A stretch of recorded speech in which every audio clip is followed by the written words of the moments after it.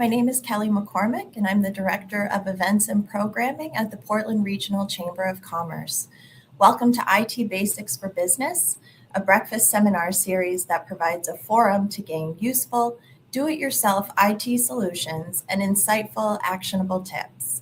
I want to begin by thanking Uprise Partners for continuing their support that allows us to bring you this virtual event series. Like all Chamber virtual signature events, today's presentation is free, and it will be recorded and made available for replay on the Chamber's website and our YouTube page. To keep up to date on all of the Chamber's news and events, please visit our website, portlandregion.com, where you can check out our events page, sign up for our weekly email newsletters, and follow us on social media. Before we begin today's program, I just want to remind everyone that we're using a platform called StreamYard. This platform provides improved production and interactive elements that enhance virtual events. When you have questions for our presenter today, please do type them in the YouTube chat, and there will be a formal Q&A session at the end of today's presentation.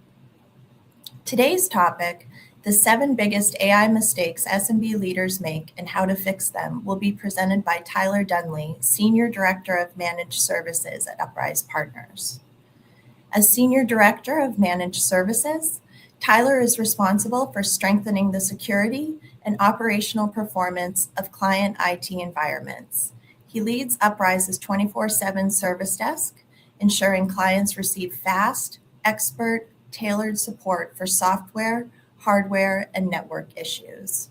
Known for his collaborative leadership style, Tyler is committed to ensuring that every client receives outstanding service to drive real, measurable business value.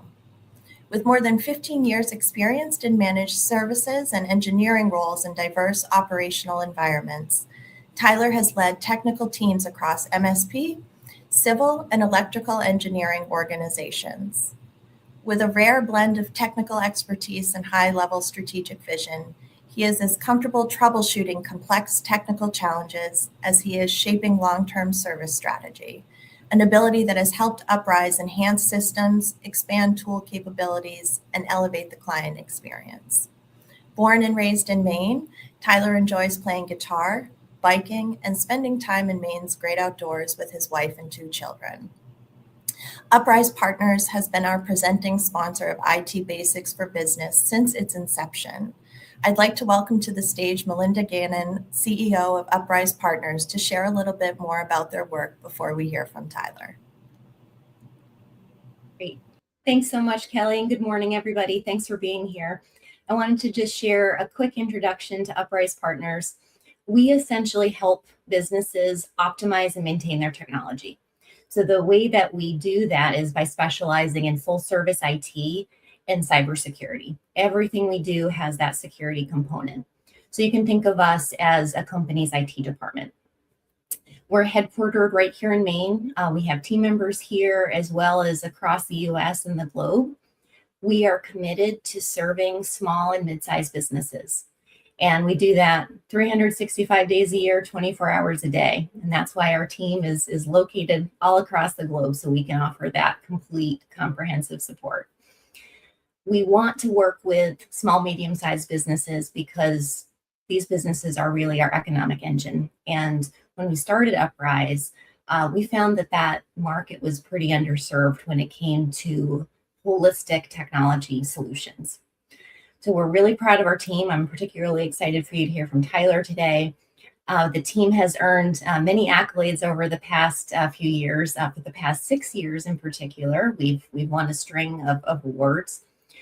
We've been named to the top 500 MSP list in North America, as well as one of the top 100 security firms in North America. We've been named to the Pioneer 250 list, and that's a nod to our commitment to delivering strategic security-first IT solutions. Last year, we were honored when Propel, a Portland-based organization, named us Business of the Year.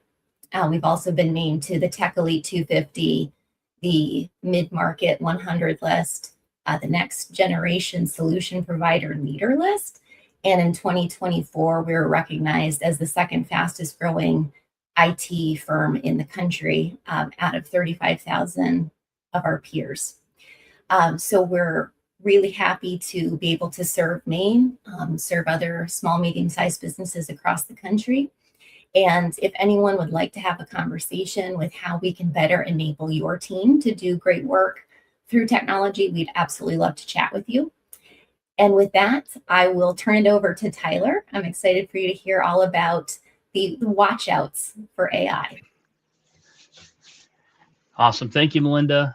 Thank you for the gushing review there. Really appreciate the intro. So we're going to kind of hop into this today. I'm going to pop onto the first slide here. So everybody's here. We're going to talk about some of the mistakes we as leaders in SMB have made when implementing AI, or just starting to think about leveraging AI in our business. So we're going to hop in here.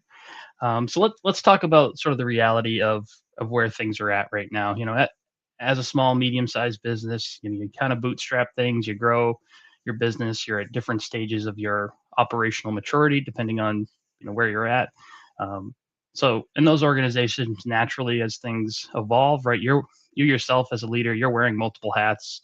You're responsible for the strategic direction, the operational direction, and now you have this AI, artificial intelligence, sort of jammed into the mix here. So a lot of businesses, as we grow, you don't necessarily have an IT department or a security team to filter these tools through from a security and compliance standpoint. And the real reality is these tools are already in your business, whether you've brought them in or another leader on your team has brought them in. They're super accessible now. It's really easy to sign up for them. So we're going to talk through things today, just about some of the mistakes we make when AI comes into our business. So let's talk about the inflection point here. I had a former colleague describe where we're at AI as sort of like the hockey stick, where the advancements are moving along at a good clip, and then all of a sudden we have this sort of exponential growth here. Similar to back in the early 2000s, going from like the BlackBerry to the iPhone, or the 2010s, moving things from cloud to on-prem. We're sort of at the same spot. It's just moving a lot faster. ChatGPT came out late 2022, and sort of exploded with the ease of access for for personal use, for business use, and the governance of that has come a long way. But that's where the gap is right now. These tools are sort of are brought into your business.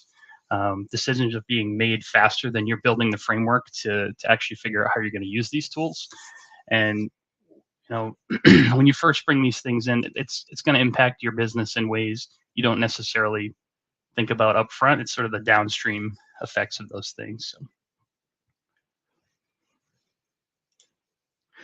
All right, let's talk about the first wrong question we asked. You see all the different tools out there and the buzzwords, GPT, Claude, all those different products, and you look at that and you're saying, okay, I know our competitors or some of our employees might be using AI. Like, which one's the best tool? Like, is it ChatGPT? Is it Claude? And we get asked that a lot by clients. Like, hey, we want to start using AI. Can we use Copilot or GPT? And we first say, well, what problem are you trying to solve? Because a lot of these tools are not a one size fits all.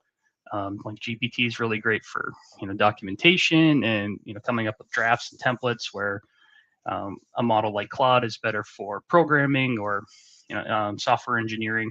So it really varies dramatically based on what problem you're trying to solve for your business. Other key point here, and this will be tied into the rest of the things we talk about today, but AI is really going to amplify where your business is at operationally and the process that you're injecting this into. So if you've got a really great quoting process, things are dialed in, and you feel like you just need a little bit of fuel on the fire, you've got a good sort of ownership chain of command for these things, and a chain of custody for that documentation that goes out or those products that go out. That's really going to make things faster, increase productivity. If you've got sort of a disjointed process, or different owners depending on the day of who has bandwidth to handle these things, right? Anything that's wrong in those processes or not really optimized, that's going to become more apparent a lot quicker, right? If you have a quoting process that has some level of error, right, you're just going to increase that exponentially. So, right, the client might get the wrong number. You're going to find out very quickly what's working and what's not there. So it's the key point here. It's going to amplify what's already there. All right, so real quick, let's just run through these 7 mistakes, and then we'll get into each one. So mistake number 1, starting with the tool. Mistake number 2, confusing documentation with process. Number 3, no clear ownership. 4, unstructured experimentation. Mistake number 5, ignoring data boundaries. Number 6, layering AI on broken process. And number 7, over trusting that AI output. All right, for the first mistake here, and we've touched on this already, but it's really, saying, hey, I know I need to build a house. I know I'm going to need a hammer, so let's just go buy the best hammer that we can. But that's really not where you should be starting. You shouldn't say, let's just go get GPT and figure out how it works. You really want to define the use case and then define the success criteria for how that tool is working and how it's improving things. And then the other key is establishing ownership of that process. Who decides what the tool is, how it's going to solve the problem, and then who has accountability for that, during that whole process and of delivery. So before any tool conversation, right, define the problem, define the person or people accountable, and then what's your criteria for success? How do you know this tool is actually making a meaningful impact in your business?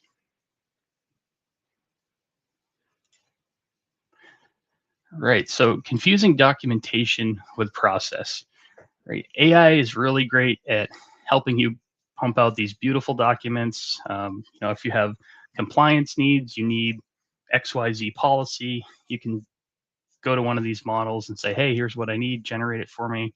It outputs something that looks nice, it sounds good, and you kind of roll it out to the team and you say, hey, here's our new policy. You stick it on a file share somewhere, send one email announcing it, and then it sort of just sits there, right? But when the auditors or somebody comes to review that documentation and you actually need to put it in practice, it's right. The key is making sure you have the ownership in your organization to back up that process, right? It's like the fire evacuation plan. You move into a building, you stick it on the wall, but you don't ever actually practice it or have sort of like incident, commanders or a person responsible for making sure everybody's accounted for. So you want to make sure when you have that policy in place that you actually have, some teeth in it to back it up when you actually need to use it. So.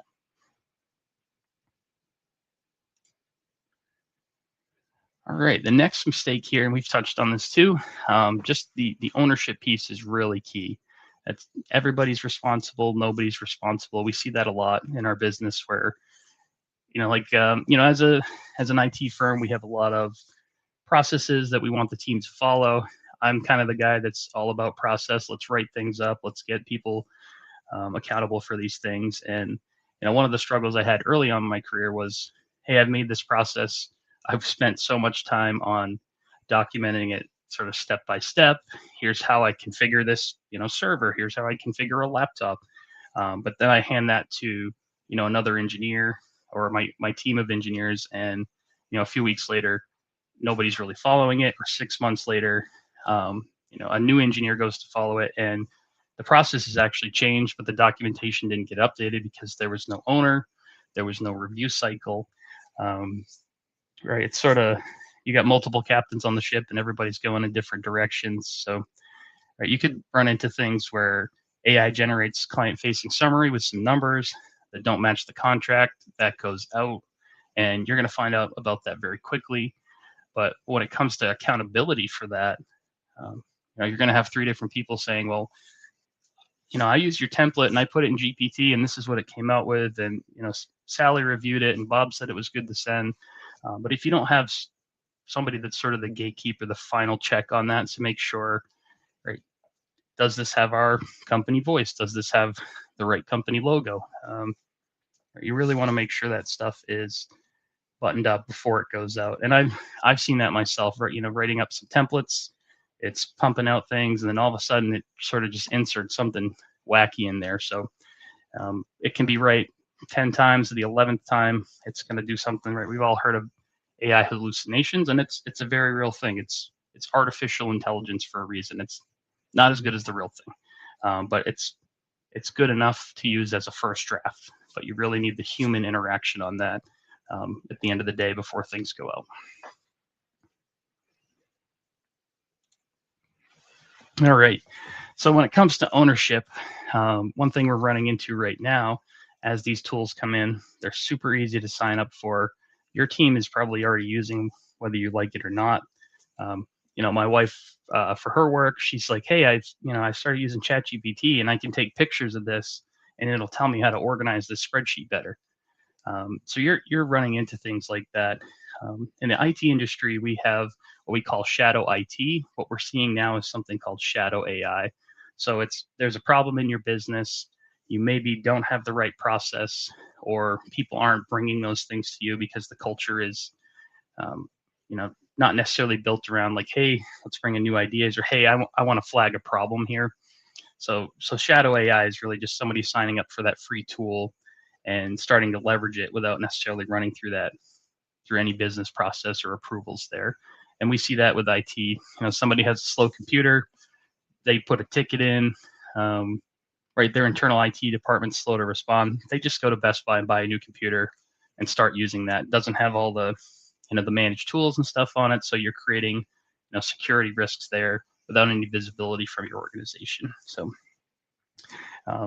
you may see things like your sales reps using a free AI tool to write emails for 6 months. Client names or pricing is kind of all over the place. So you really just want to make sure when you have a plan for AI, you are creating just create a simple intake process. I want to try this new tool. Here's what I'm trying to do, and here's how I'm going to know if it's successful. Right? You don't need a full stack committee and a full chain of custody. Just start really small, and you'll get off on the right foot there. Now this is key here, because with any tool or anything we send out, or any company data we put into a tool, whether it's AI or a third-party platform, right? We want to make sure it's clear to our teams what can go in and what can needs to never go in. So if we look at this from a security standpoint, it's really understanding what the tool is. So early on in ChatGPT, before they had enterprise controls, for example, Samsung, right? They had some engineers that put some proprietary code into the tool. So that code became part of OpenAI's training model. That's a real breach, depending on their contracts, their internal policies, right? It has massive legal and reputational fallout. But Samsung's a huge Fortune 500 team, right? They've got a legal team, a PR department, so they can handle those hits a little better than us as small and medium-sized businesses. So, right, you really want to think about is this something I want to put on a business card, or is this something it needs to be locked down internally? So if you start with a simple framework there, you sort of have a tier 1, 2, and 3 strategy. A tier 1 would be, this is stuff I'm comfortable sharing. I could post this on my front door. I'm okay with this. Really for, use ChatGPT for brainstorming, for coming up with first drafts, coming up with templates, coming up with some code, and really just more basic information.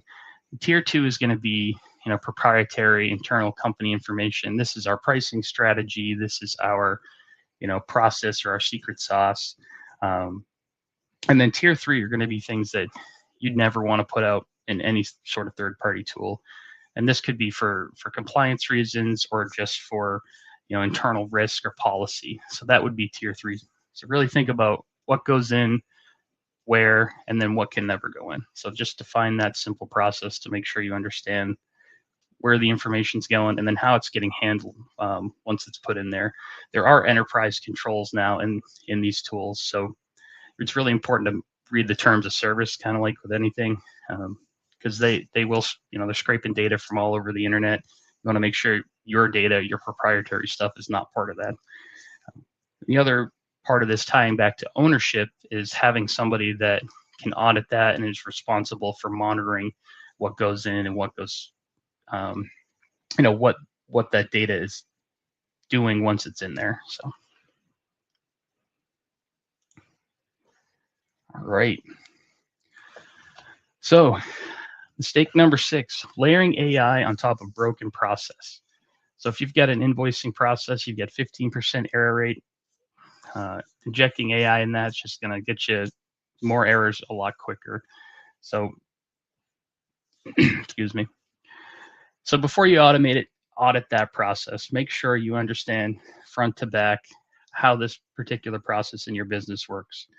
Whether it's something with just scheduling appointments, right? If you're running a distribution center, making sure the trucks get scheduled. If you've already got problems with that, double booking things, an AI tool isn't necessarily gonna make things better there. It'll just add to the confusion. So really make sure your process is dialed in before you start injecting these tools. It's kind of like painting over rust. The rust is still there, right? It might look nicer, fresh coat of paint, but you've still got that bigger problem underlying underneath that AI is just not going to be able to fix. So AI should be the last step. It's not a shortcut. It's not a workaround. It is a very deliberate tool that you bring in to solve a particular problem. All right, and this is the key one here: over trusting the AI output. I touched on this a little bit earlier with the example about I ran through something 10 times, and the 11th time it inserted something like, where did you get this from? And it's the old, oh, you're right, let me take that out. So regardless of how much you start to trust the tool, always treat it with some healthy skepticism. Treat it like a smart intern wrote this, not something that's ready for executive review that you're going to deliver to a client. A couple years ago, there were 2 lawyers down in New York. They submitted a court filing that they ran through an AI tool. It looked great, formatted great. They had somebody internally review it. All the language sounded like great technical jargon or legal jargon. So it turns out the citations and codes they referenced in there didn't exist. Right, the judge saw that, called that out. They got fined. They got sanctioned by the court. Right, it's a national news story. So the output didn't look uncertain. It looked authoritative, but that's the trap. AI doesn't know that it doesn't know something or that something doesn't exist. It's trying to give you the best possible answer, just based on whatever algorithm they have there. Right. I've seen examples, even from a customer. Proposal goes out to a client, right? They've got the wrong scope, or they pulled it from a template, and you've got the insert price here, or insert client name here, and that can go out without you even knowing about it. Right? If you don't have the ownership established, if you don't have the visibility, you could have 5 different salespeople using 5 different tools, coming out with 5 different brand voices. So you want to make sure you have that continuity and just overall oversight, and not trust the AI output. That's really the key point.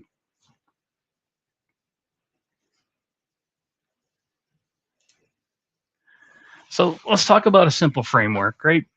If we step back, look through the list of those mistakes.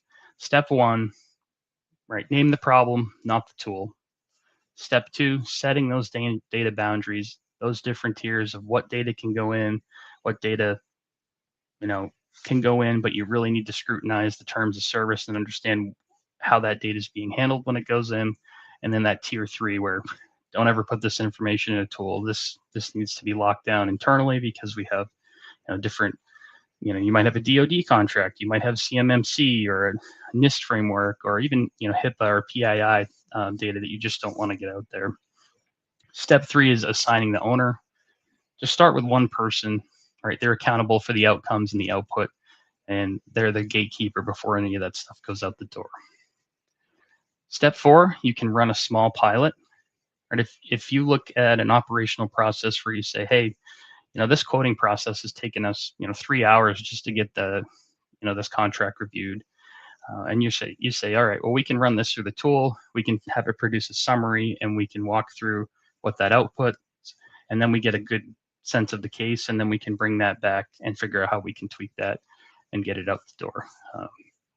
But define the problem first, one particular use case, and then how are you going to know that's successful? If you've got a way to capture a metric now on how long it takes to do a certain process, and you're judging it by the speed and the quality of the output, right, you'll know if that tool is the right tool, or if you maybe need to step back and say, were we asking the right question? Did we really define or identify the correct problem? And then how do we know, what step is next there? So, right, if it's working out, great. How do we scale this? If it's not meeting that success criteria, can we tweak it a little bit? Or is just, hey, this just isn't going to work, right? We thought it would solve the problem. It's actually creating more confusion. Let's just, sort of cut it and let's try to solve, a different problem.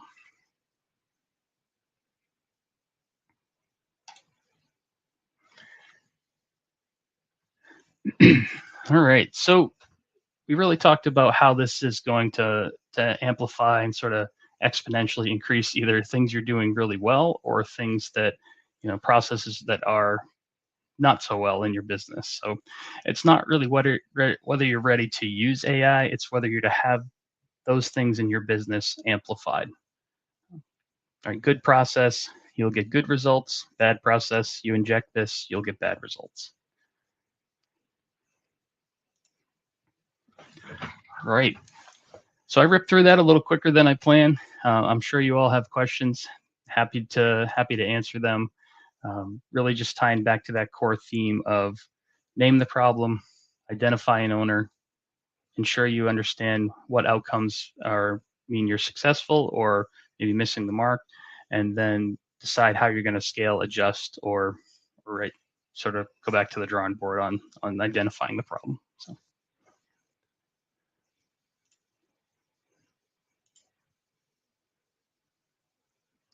All right, looks like we have a few questions here.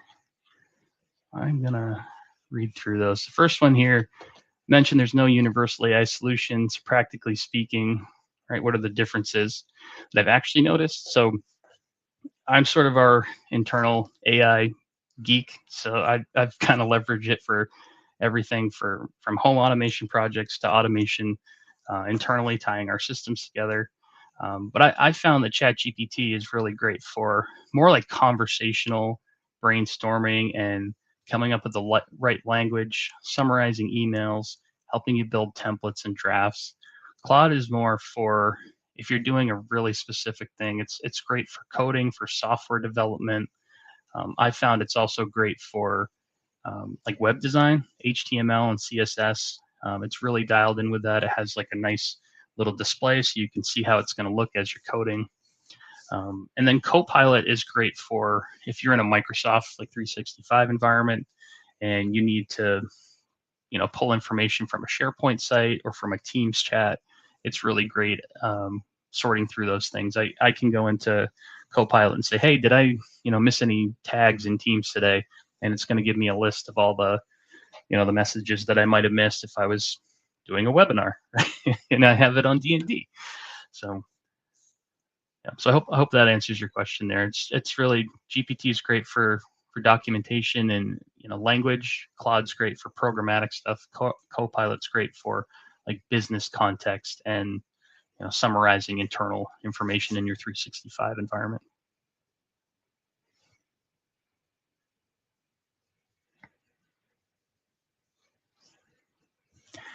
All right, I had another one here about owning AI outcomes. What does accountability actually look like when someone makes a mistake? Right, so you really have to start off kind of with three things, right? Before anything ships, you need one person who signs off on it, not reviews it, not glances at it. They go through the full thing and they sign off and they own that output. So if there's something in there that shouldn't be, or something that isn't quite right, numbers are off, that person is responsible and accountable. So the question shouldn't be like, oh no, what tool did this? Why did the AI do this? It's who was the person responsible for ensuring that output was clean and up to your standards before it went out. So it's kind of a cultural shift, right? You're not saying, we're seeing that a lot right now. It's like, well, you guys gave me the AI tool. I just put in what you said and sent it out. It needs to go through that final check from that particular person you've designated, and then they own that. So if something goes wrong in that process, right, something does go out, you have to document it. What happened, why did it happen, and what do you change to make sure that that check and balance on the way out, actually happens and people are accountable.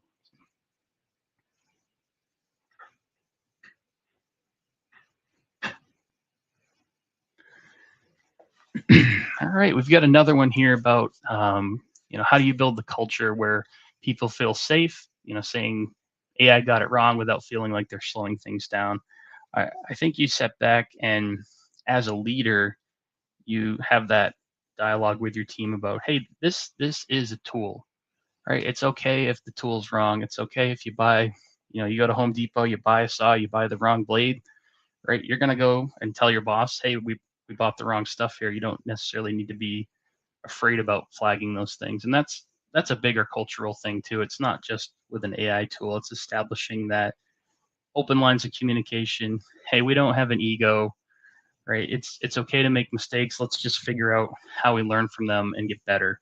And with AI tools, it's very easy. It's very clear when the tool is wrong, and it's okay to flag that, to your manager, to the leadership team, and say, hey, you guys brought in this great tool, but the output I'm getting from it just isn't up to our standard. So, do we have the right tool, or can we tweak this one a little bit? You just have to make sure your team understands what the tool's intent is, what the outcome should be, and then if it's not up to that standard, feeling comfortable to flag that.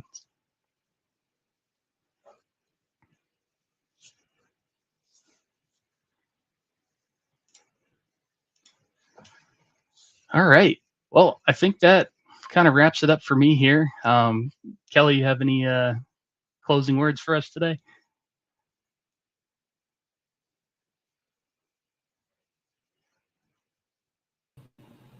Now I'm unmuted. Thank you. Just thinking, you went through the process quickly, but there's so much in there, and it sounds like just taking your time and going through the steps is the most important thing in this process, right? It is, exactly. It's understanding what problem you're trying to solve.